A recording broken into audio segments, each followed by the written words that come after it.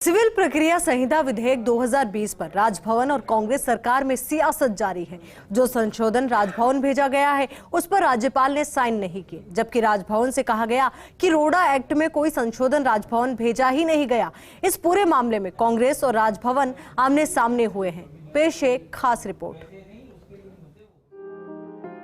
किसानों की जमीन कुर्की से जुड़े बिल के मसले पर राजभवन और कांग्रेस सरकार आमने सामने नजर आ रही है। पीसीसी चीफ गोविंद सिंह डोटासरा ने पत्रकारों से कहा कि राजभवन की ओर से सूचित किया जाता है कि कृषि भूमि नीलामी के संबंध में रोडा एक्ट में संशोधन का कोई विधेयक राजभवन नहीं आया है, जबकि सत्य ये है कि राजस्थान सरकार ने 2 नवंबर 2020 को दीवानी प्रक्रिया संहिता की धारा 60(1)(b) के परंतुक में संशोधन किया था, जिससे 5 एकड़ जमीन पर केसीसी ऋण लेने पर कुर्क एवं नीलामी पर रोक लग जाती, परंतु ये बिल अभी तक राजभवन में विचाराधीन है।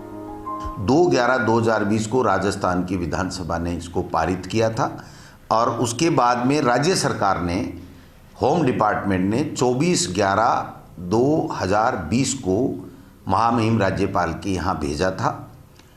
बाकायदा विधिवत वहाँ पर भेजा हुआ है। तो सरकार की तरफ से, लॉ डिपार्टमेंट की तरफ से, होम डिपार्टमेंट की तरफ से ये स्पष्ट हुआ है कि आज की तारीख तक हमारे पास में 24/11/2020 को जो सीपीसी का अमेंडमेंट, जिसके तहत 5 एकड़ तक की कृषि भूमि को जो नीलाम नहीं किए जाने का किसान को राहत प्रदान करने के उद्देश्य से माननीय मुख्यमंत्री जी ने और हमारी सरकार ने की थी, उसको आज तक पास करके न केंद्र सरकार को भेजा और न अनुमोदन आज तक हमको मिला है।